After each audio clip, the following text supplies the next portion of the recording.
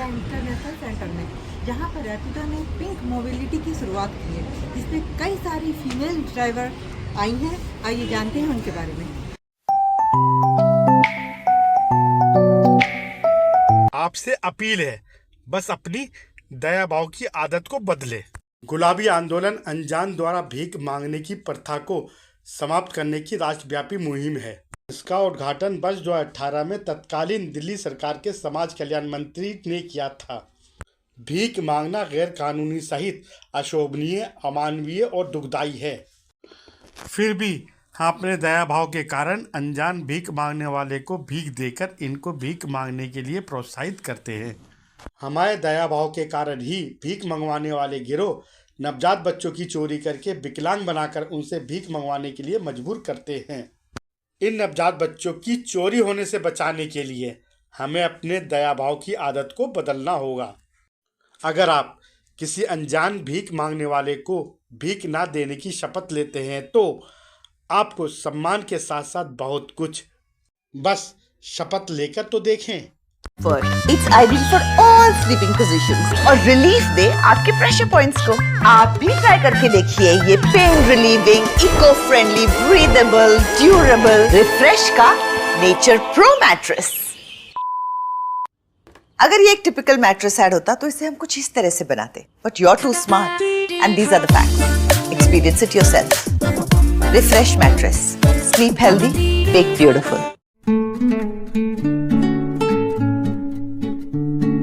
भारत के सबसे बड़े राइड शेयरिंग प्लेटफॉर्म रैपिडो ने महिलाओं के लिए स्थायी आय के अवसर पैदा करने के उद्देश्य से पूरे देश में अपनी पिंक मोबिलिटी पहल का विस्तार करने की घोषणा की है। इस पहल का उद्देश्य रोजगार सृजन, वित्तीय स्वतंत्रता और कौशल को बढ़ावा देना है। रैपिडो ने अगले 3 सालों में देश भर में 2 लाख से अधिक महिला कप्तान की स्थायी फ्लीट बनाने के नज़रिए के साथ एक महत्वपूर्ण कदम उठाया है। इसके तहत रैपिडो ने आज़ाद फाउंडेशन और सखा कंसल्टिंग विंग के साथ एक समझौता ज्ञापन मऊ पर हस्ताक्षर किए हैं। इस उपलब्धि के उपलक्ष्य में रैपिडो ने इंडिया इंटरनेशनल सेंटर नई दिल्ली में empower her driving, financial inclusion and empowerment theme पर एक कार्यक्रम का आयोजन किया।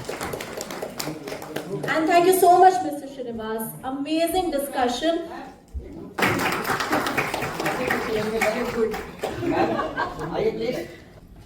And now the unveiling of the coffee table book. And आपको ये जान के खुशी होगी कि इस coffee table book में ऐसी stories हैं like your lives, जैसे आपने अपनी जिंदगी में कुछ बनने की ठानी, वैसी ही inspiring stories हैं इस coffee table book में. So a big round of applause as we unveil the coffee table book. This marks another milestone in celebrating women's empowerment through mobility. It captures stories, achievements, and aspirations that inspire us to continue to breaking barriers.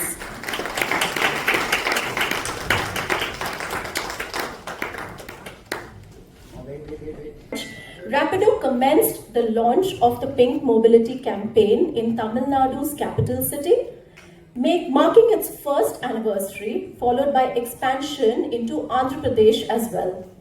Acknowledging that women must be celebrated not just on one day or 1 month, Rapido aims to scale the Pink Mobility initiative throughout the country, with launches already scheduled for Chandigarh, Rajasthan and Telangana, with further expansions to follow. A big round of applause for Rapido's initiatives. And in furtherance of its aim to scale the Pink Mobility initiative, Rapido is also proud to announce transformative partnership with Azad Foundation and Sakha Consulting Wings. Together, we shall commit to making mobility sector more inclusive, creating sustainable job opportunities for youngsters and more women like you, and fostering financial independence to women. And to formalize this collaboration, we have Ms. Shravya Reddy with us on stage, who is Chief of Staff of Rapido. I would also like to invite on stage Mr. Srinivas Rao, National Lead, Azad Foundation. Please welcome on stage, sir. मैं अर्पिता मुखर्जी हूँ, professor इक्रियार में। और ये जो आज के ज़माने में लड़कियाँ कई सारे एरियाज़ में आ रहे हैं जहाँ पे पहले पहले लड़कियां नहीं थी, जैसे कि बाइक चलाना, ये बहुत ही अच्छी इनिशिएटिव है। मगर आप आज जैसे सुन रहे हैं कि रास्ते में टॉयलेट नहीं है, लड़कियों के लिए कई सारी दिक्कतें हैं जब वो रास्ते में होते हैं, और कई जगह पे लड़कियों को रात को काम करने की अभी तक लॉ अलाउ नहीं करती।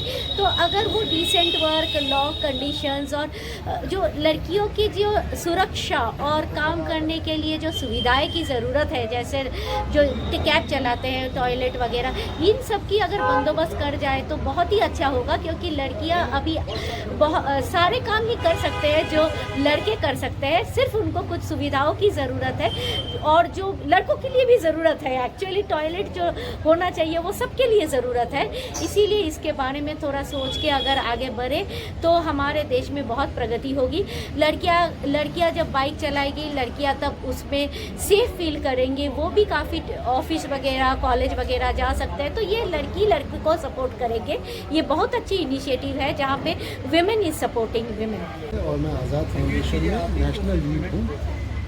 तो आज का प्रोग्राम जो है, रैपिडो के साथ आज़ाद और सखा ने एक नई पार्टनरशिप लॉन्च की है, जिसमें हम महिलाओं को ई टैक्सी, बाइक जो है वो टैक्सी के रूप में दी गई हैं, और ये महिलाएं अब रैपिडो के प्लेटफॉर्म पे गाड़ी चलाएंगी। तो आज का जो इवेंट था, एक तो ये एक तरीके का लैंडमार्क है कि दिल्ली में पहली बार इतनी संख्या में महिलाएं रैपिडो के साथ मिलकर सड़कों पे, जिसको कहते हैं ना लास्ट माइल कनेक्टिविटी, उसके लिए वहाँ पे महिलाओं के द्वारा महिलाओं के लिए एक बाइक टैक्सी शुरू हो रही है। तो दिल्ली के अलावा कोई और स्टेट में भी इस इनिशिएटिव को लेके जाने वाले हैं क्या? आज़ाद और रैपिडो एक्चुअली दिल्ली के अलावा हम राजस्थान में जयपुर में शुरू कर रहे हैं, हम इंदौर में शुरू कर रहे हैं, हम चेन्नई में शुरू कर रहे हैं साथ में काम। इसके अलावा हम कोलकाता में भी शुरू कर रहे हैं, और आने वाले कुछ महीनों में हम फिर अहमदाबाद, रायपुर और भी शहरों में जाने की इच्छा रखते हैं। अभी तक इस इनिशिएटिव से कितनी महिलाएं जुड़ चुकी हैं और भविष्य में कितनी और जुड़ने वाली हैं? हमारा मोटा ये मानना है कि इस आने वाले, अभी तो शुरुआत हुई है, लेकिन हमको लगता है कि अगले 6 से 8 महीनों में 2025 में हम उम्मीद करते हैं कि 500 से ज़्यादा महिलाएं इसमें आ जाएंगी, जो कि ई बाइक्स चलाएंगी, बाइक टैक्सी चलाएंगी अक्रॉस दी सिटीज। तो सेफ्टी को भी लेके कुछ मेजर किए जा रहे हैं कि उनको सेफ फील कराया जा सके या उनके साथ कुछ मिस हैपनिंग ना हो। इन महिलाओं की इस तरह की ट्रेनिंग होती है, जिसमें उनको सेल्फ डिफेंस की ट्रेनिंग रहती है। उसके अलावा इनके पास एक अपना ये राइट होता है कि वो चाहे तो रिफ्यूज़ कर सके। दूसरा चीज़ ये है कि इनका जो पैसेंजर होंगी वो महिलाएं होंगी, वो पुरुषों को लेके नहीं चलाएंगी, और उनकी ऐप पर भी जो ड्यूटीज आएंगी वो सिर्फ महिलाओं के लिए आएंगी। महिलाओं के द्वारा महिलाओं के लिए ये पूरी की पूरी सर्विस है। तो इससे अपने आप सुरक्षित वो महसूस करेंगी। और दूसरी बात यह है कि ट्रेनिंग इनकी इतनी अच्छी है कि ये काफ़ी सारी जो चीज़ें हैं ना, उससे वो उनकी सेल्फ डिफेंस की दिल्ली पुलिस के द्वारा जैसे दिल्ली में ट्रेनिंग होती है, तो वो सारे गांव पे जानती हैं कि कैसे उनको अपने आप को सुरक्षित बनाना है। फर्स्ट एड की ट्रेनिंग होती है, तो न सिर्फ उनको बल्कि किसी को भी कुछ हो जाता है ना, तो उनके पास वो स्किल है कि वो लोगों को फर्स्ट एड दे सकते हैं। कहने का मतलब ये है कि आप रैपिडो को एक फुल फ्लश फोर्स तैयार करके दे रहे हैं। जी हाँ। तो इस बारे में क्या कहना चाहिए? नहीं, हमारा तो आज़ाद का काम ही यह है कि जब हम कहते हैं ना कि एक सक्षम और ताकतवर महिला ड्राइवर है जो वो मार्केट में आती है, चाहे वो बाइक चलाएं, चाहे वो टैक्सी चलाएं, चाहे वो बस चलाएं। जब वो घर से बाहर निकलती है तो उनको सक्षम और ताकतवर होना ज़रूरी है, और हमारी ट्रेनिंग इसी के लिए बनी है। देखिए, पहले जो है 10 साल पहले सबसे बड़ा बैरियर जो लड़कियों का था, एक बहुत स्टैंडर्ड बैरियर था जो आईटी सेक्टर ने कुछ हद तक तोड़ा है कि women cannot work at night. रात को लड़कियां काम नहीं कर सकते, और रात को लड़कियां काम नहीं कर सकते बोलते हैं। अगर आप हरियाणा में देखिएगा, कोई मैन्युफैक्चरिंग सेक्टर में 3rd शिफ्ट में लड़कियां लेते ही नहीं थे। और मगर साउथ में ये बैरियर पहले तोड़ा गया था कि उन्होंने टेक्सटाइल इंडस्ट्री में, आईटी ने बहुत पहले से बोला कि हमें ये सब नहीं चाहिए, we want easy hire and fire, हमें लड़कियों को रात में काम करना है, हम ट्रांसपोर्टेशन दे देंगे, we will try to ensure safety. But उसलिए आईटी सेक्टर का ग्रोथ होने लगा। जब आईटी सेक्टर का ग्रोथ होने लगा तो पॉलिसी मेकर्स को भी लगे कि हाँ, ये बात तो सही है कि रात को विमेन काम क्यों नहीं कर सकते। अगर सिस्टमेटिकली आप दे दो, आप उनके लिए अलग से आपको क्या चाहिए, अलग से टॉयलेट बनाना है और आपको अलग से उनका सिक्योरिटी रखना है, तो ठीक है, वो सिक्योरिटी मेन को भी चाहिए, मेन भी रिस्क में है। हाँ, कोई अगर आपको स्टैप करे तो मैन को थोड़ी छोड़ के स्टैप करेगा। तो that kind of thought process के तो एक तो है कि विमेन को सिक्योर करना, उसके बाद से पॉलिसी की मूवमेंट आए विमेन का clothes, what clothes can be accepted in the work place. जब आप वर्क प्लेस में हो, आपको वर्क प्लेस की क्लोथ्स पहनना पड़ता है और कपड़े आपको वैसे पहनना पड़ता है जो आप काम कर रहे हो। जैसे आप बाइक चला रहे हो तो ऑफन साड़ी पहन के बाइक चलाना इज नॉट इजी। सो वो वाले देखिए, वो धीरे धीरे स्टेट और सेंटर में आने लगे, मगर लॉज जो होते हैं वो सेंटर का होता है, मगर स्टेट उसको अलग से इम्प्लीमेंट करते हैं। जैसे आज के डेट पे अगर मैं आज के डेट पे आपका एक मुद्दा बोलूं तो ये कि आपने बाइक चला लिया और बाइक लेके आप घर गए और बाइक का अगर येलो नंबर प्लेट है तो आपके लिए ये मुश्किल है। आप एक स्टूडेंट हो और आपको पढ़ने जाना है, शायद पापा ने बाइक खरीद के लिए, अगर पापा का उतना हैसियत नहीं है और वो चाह रहा है कि आप बाइक ड्राइव करो, तो आपका येलो नंबर प्लेट से मुश्किल होता है। अगर आपको व्हाइट नंबर प्लेट मिल जाए और आप इस बाइक को ड्राइव कर सको, और आप इस बाइक को ड्राइव कर रहे हो on payment of a fee to the RTO, ऐसा नहीं कि आरटीओ लॉस मारे, आरटीओ को पेमेंट कर रहे हो, प्रॉपर रजिस्ट्रेशन हो रहा है, सिक्योरिटी डिवाइसेस हो रहा है, इसको गवर्नमेंट को सोचना चाहिए। गोवा अलाउ कर रही है, सेंटर ने इसके बारे में सोच रहा है, इसके बारे में स्टेट्स को सोचना चाहिए कि अगर हमने white number plate bike for passenger किया, उसका क्या बेनिफिट है। अगर वो किया तो मेरे ख्याल से बहुत सारे विमेन बाइक ड्राइविंग में आ जाएंगे।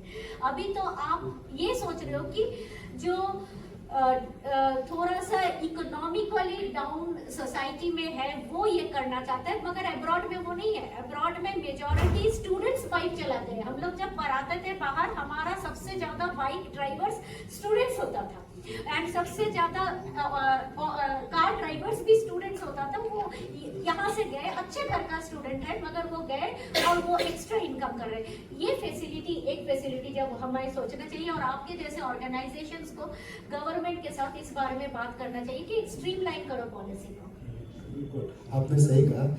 वर्षा, मेरा आपसे सवाल है, आपने जैसा कि बताया था कि ब्रेक थ्रू काफ़ी एडोलेसेंट गर्ल्स और वुमेन के साथ काम करता है, तो आपका जो एक्सपीरियंस है, किस तरह की बाधाएं और बैरियर्स जो adolescent girls and women face करती हैं, खासतौर से घर से बाहर निकल के अगर आर्थिक रूप से आत्मनिर्भर होना है, तो किस तरीके के बैरियर्स आपने अपने काम के दौरान देखे हैं जो महिलाएं और खासतौर से एडोलेसेंट गर्ल्स फेस करती हैं? एक बहुत ही इंटरेस्टिंग इंसाइट हम लोगों ने बहुत रिसेंटली, हमारा एक नॉन डायग्नोस्टिक स्टडी था यूपी में, और उससे हम देखे कि mobility actually it's a very interestingly थोड़ा चेंज हो रहा है मोबिलिटी को लेके सोच। तो पहले जैसे हम लोग सोच रहे थे कि लड़कियां अलाउ नहीं हो रहे हैं हायर स्टडीज के जाने के लिए या काम के लिए जाने के लिए दूर, अभी वो जो नियम है वो थोड़ा थोड़ा चेंज हो रहा है। अभी माँ बाप बोल रहे हैं कि अच्छा चलो 2 घंटा दूर है तो जा सकते हो। तो जो नॉर्म के बारे में हम बात कर रहे हैं, डेफिनेटली कुछ नॉर्म अभी शिफ्ट हो रहे हैं, बट जो हमें बिगर चैलेंज दिखता है specially with adolescents and young girls, कि अभी भी लड़कियों में शादी इज द मेन प्रायोरिटी। तो कुछ भी आप जिंदगी में कर लो, आपको अगर एक अच्छा लड़का मिला है माँ बाप के हिसाब से तो शादी हो जाएगी। और जब हम लोग बात भी करते हैं इनके साथ, तब वो पूरा उनका जो एस्पिरेशन, उनका जो पर्पस है वो पूरा पोस्टपोन हो जाता है और साइड हो जाता है कि हाँ पहले शादी कर लो उसके बाद जो मर्जी करना। But that becomes a challenge, क्योंकि the moment you get married then बच्चा हो जाएगा and things like that. So that kind of adds an extra layer to it. Secondly, जो अभी भी लड़कियों से उम्मीदें हैं वो पहले आप घर का काम संभालो फिर बाहर का काम संभालना। तो ये जो डबल बर्डन ऑफ वर्क है ये एक बहुत इंपॉर्टेंट इशू है, ये हम सबकी जिंदगी में है, बट ये बहुत इंपॉर्टेंट है हम उसको बहुत गहराई से समझे और उसको एक्नॉलेज करें कि डबल बर्डन ऑफ वर्क, जिसको हम कहते हैं unpaid care work. Unpaid care work, exactly, जो केयर वर्क है और वो उसको ही मेन प्रायोरिटी दिखा जाता है। तो अभी भी हम लोग ये देख रहे हैं कि एक लड़की है तो उसका काम है घर का काम ठीक से सीखना, शादी करना, बच्चा पालना, पढ़ाई वगैरह ये सेकेंडरी है। अभी ये थोड़ा सा अच्छा लड़का ढूंढने के लिए भी थोड़ा 10 पास होना अच्छा है रहेगा, इसीलिए पढ़ाई ठीक है। बट मतलब मैं अंजना जी का सुन रही थी, मतलब वो पूरा सारे उन्होंने जो बताया वही है नॉर्मेटिव प्रॉब्लम्स, कि अगर आपको कुछ करना है तो पहले घर से अलाउ करना पड़ेगा, घर वाले अलाउ करेंगे फिर हम जाएंगे। और मैं और एक चीज बोलना चाह रही थी, आई थिंक हमें थोड़ा इंडस्ट्रियली भी देखना कि जो पॉलिसीज है पर उसका प्रैक्टिस क्या हो रहा है। क्या हम लोग लड़कियों को शेम नहीं करते अगर कोई बोलता है कि मेरा बच्चा बीमार है और मैं नहीं आ पाऊंगी वर्कफोर्स में? सबके वर्कफोर्स में होते हैं, हम कुछ भी बोले, हम बोलते हैं अच्छा ये नहीं कर सकते, वो उनको शेम किया जाता है। अगर मैं रात को नहीं काम कर सकती for certain reason, I will be shamed. If I am not able to perform properly because I am on periods, I will be shamed.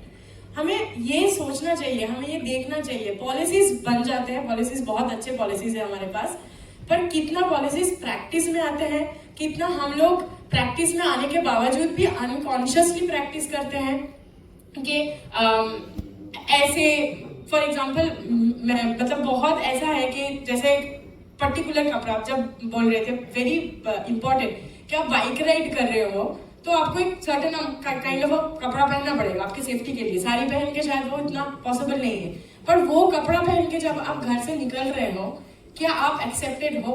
बहुत ऐसे लोग हैं जो ऑफिस में आएंगे, कपड़ा चेंज करेंगे, फिर अपना काम करते हैं, फिर से कपड़ा चेंज करके घर जाएंगे, क्योंकि घर उनको साड़ी या सलवार सूट में ही वापस जाना है। तो यही नॉर्मेटिव चैलेंजेस जो हम लोग बार बार बात करते रहते हैं और काम करते हैं, और ब्रेक थ्रू हम लोग डायरेक्ट स्किल बिल्डिंग में काम नहीं करते हैं, और हम लोग यही जो नॉर्मेटिव बैरियर्स है उसको कैसे हम एड्रेस कर सकते हैं, उनको कैसे एनेबल कर सकते हैं, ताकि वो लड़की जब एस्पायर करे कि हाँ मेरे को बाइक चलाना है तो वो चला सकते हैं, और उसको सारे इकोसिस्टम सपोर्ट करे कि हाँ बाइक है। और I mean this is very interesting. और हमारा एक वीडियो था, बहुत साल पहले एक वीडियो आया था, जितना ज्यादा लड़कियां होंगी वर्कफोर्स में उतना ज्यादा वर्कफोर्स लड़कियों के लिए भी सुरक्षित होगी। तो we actually take that motto. Absolutely. तो अंजना, आप तो बड़े भयावह तरह से पुरुष प्रधान काम में काम कर रही हो, ड्राइविंग है, कैब चला रहे हो, तो आपका क्या अनुभव है? किस तरह की चुनौतियां आती हैं जब आप सड़क पे गाड़ी लेके निकलती हैं? कुछ अपना अनुभव उसके बारे में आप शेयर करेंगे? जब हम सड़क पे गाड़ी लेके निकलते हैं तो चुनौतियां तो ज़्यादातर बहुत लगभग आती हैं। जैसे कि सबसे पहले तो टॉयलेट की समस्या सबसे पहले आती है कि कहाँ जाएंगे हम। कभी कभी ऐसी जगहें होती हैं जहाँ पे टॉयलेट होते ही नहीं है। पेट्रोल पंप पे जाओ तो वहाँ पे साफ नहीं होते हैं। तो सबसे बड़ा चैलेंज तो यही आता है।